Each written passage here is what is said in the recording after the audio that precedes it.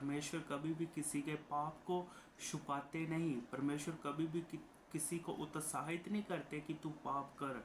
परमेश्वर हमेशा क्या है, पाप के विरुद्ध में खड़े हैं।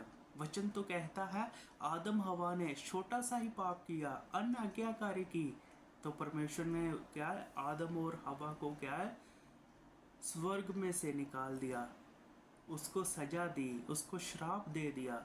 क्यों? क्योंकि उन्होंने अन्य आज्ञाकारी करके पाप किया।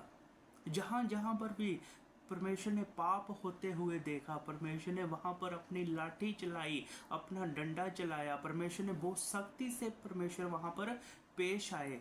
दाऊद ने पाप किया, व्यभिचार किया, परमेश्वर ने उसको सजा दी।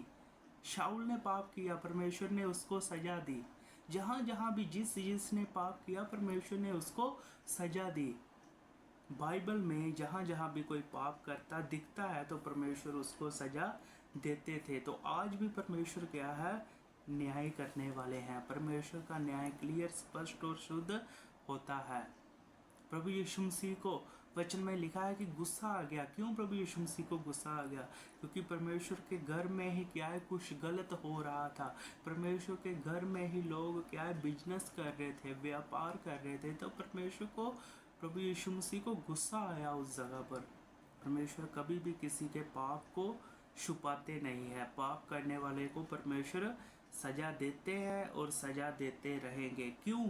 स्वर्ग और नरक का कंसेप्ट क्यों क्रिश्चियनिटी में है?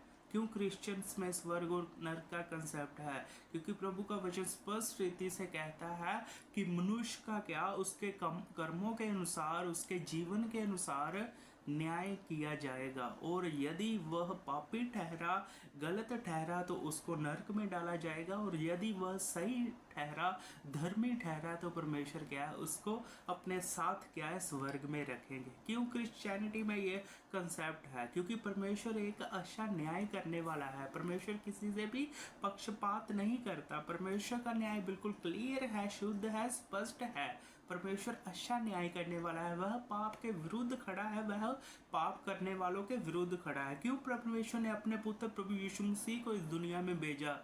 क्योंकि परमेश्वर जानता था मनुष्य बार बार पाप करता है और मैं उसको बार बार सजा देता हूँ। एक बार तो नूह के समय में परमेश्वर ने पूरे जहान को खत्म कर दिया। पूरे 40 दिन और 40 रात का रेन बरसाकर, मींह बरसाकर दुनिया को तबाह कर दिया, डिस्ट्रॉय कर दिया। क्योंकि परमेश्वर पाप के विरुद्ध में खड़ा है। लेकिन फिर भी परमेश्वर ने क्या है, अपने पुत्र को इसलिए दुनिया में भेजा कि वह लोगों के पापों का दाम चुका सके। जो लोगों ने पाप किया है, लोग दाम चुकाते हैं फिर पाप करते हैं, तो परमेश्वर ने अपने पुत्र को भेज दिया कि वह लोगों के पापों की सजा अपने ऊपर ले ले। तो प्रभु यीशु मसीह ने क्रूस उठाकर क्या है, लोगों के पापों की सजा अपने ऊपर ले ली, लोगों के पापों का दाम चुका दिया। प्रभु यीशु मसीह को पकड़वाया गया, प्रभु यीशु मसीह को क्रूस पर के ऊपर क्या है, लटका दिया गया।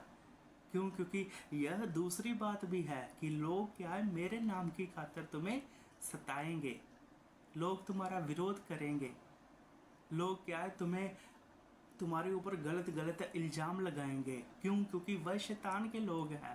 क्योंकि उन्हें क्या है, प्रभु के वचन से क्या है, जलन होती है। उन्हें प्रभु के वचन क्या है, एक जख्म के ऊपर क्या है, नमक का काम करते हैं। यदि कोई इंसान गलत कर रहा है तो उसको क्या है, बहुत दिक्कत होगी अच्छे कामों से।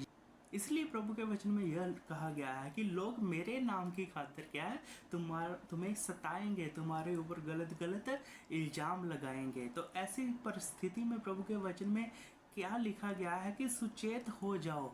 शैतान क्या है, सीख के समान ताड़ना में रहता है कि कब तुम्हें फाड़ खाए। तो मत्ती उसका 10 अध्याय उसकी 16 आयत में वर्ष में लिखा गया है, देखो मैं तुम्हें भेड़ों की न्याय भेड़ियों के बीच में भेजता हूँ, सो सांपों की न्याय बुद्धिमान और कबूतरों की न्याय भोले बने रहो।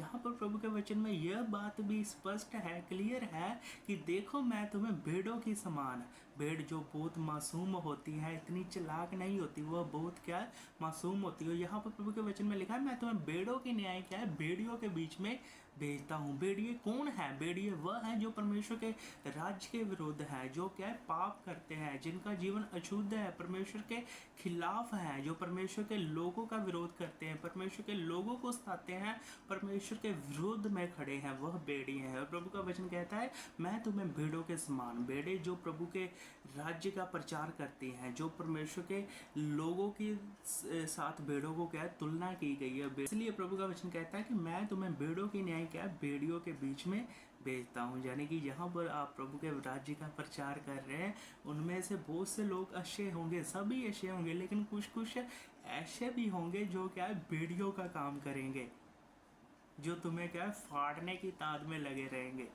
जो हर वक्त यह ढूंढते रहेंगे कि मैं कब तुम्हारे ऊपर झूठा इल्ज़ाम लगाऊं, मैं कब तुम्हें क्या है फंसवा दूं, मैं कब तुम्हारे ऊपर गलत FIR दर्ज करवाऊं, मैं कब तुम्हें जेल में डलवा दूं।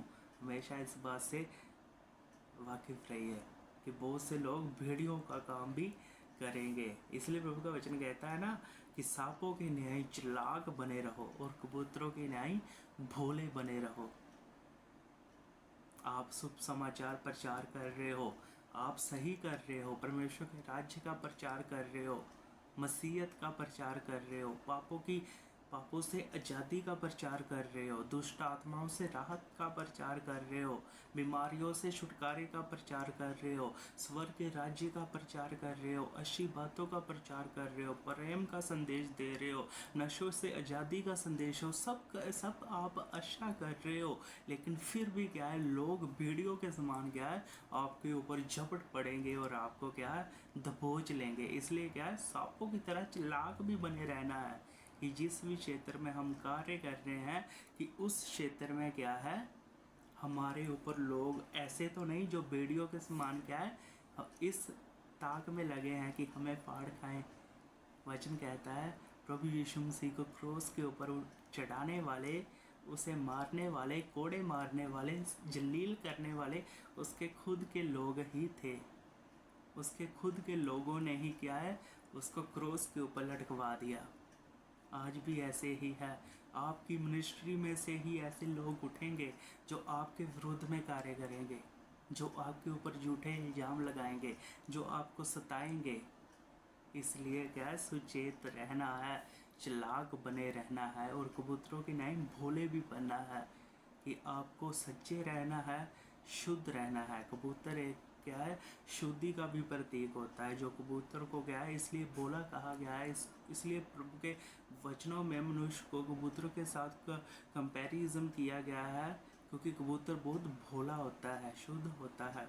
इसलिए प्रभु का वचन कहता है आपने अपने जीवन में शुद्ध बने रहना है, साफ बने रहना है। और आगे प्रभु के वचन में लिखा है 17 बाइबल वर्ष में, परंतु लोगों से सावधान रहो क्योंकि वह तुम्हें महासभाओं में सौंपेंगे और अपनी पंचायत में तुम्हें कोड़े मारेंगे। लोगों से सावधान रहना है, कोई भी हो। पांचों उंगलियां एक समान नहीं होती, अगर सभी गलत नहीं होते सभी सही भी नहीं होते, पांचों उंगलियां एक समान नहीं होती। तो प्रभु का वचन कहता है परंतु लोगों से सावधान रहो क्योंकि वह तुम्हें महासभाओं में सौंपेंगे, महासभाओं में तुम्हें सौंपेंगे और अपनी खुद की पंचायत में तुम्हें कोड़े मरवा देंगे, अपनी खुद की बनाई हुई पंचायत में तुम्हें कोड़े मरवा देंगे। इसलिए तुम्हें क्या है सावधान रहना है। और आगे 18 वर्ष में तुम मेरे लिए हाकिमों और राजाओं के सामने उन पर और अन्य जातियों पर गवाह होने के लिए पहुंचाए जाओगे। यानी कि यह भी प्रभु के वचन में है कि ऐसा अगर तुम्हारे ऊपर होता है तो तुम्हें डरने की ज़रूरत नहीं है। तुम सही हो, तुम सही कर रहे हो, गलत नहीं हो, निर्दोष हो, तो तुम्हें डरने की ज़रूरत नहीं है। आखिर में प्रभु की महिमा ही होगी।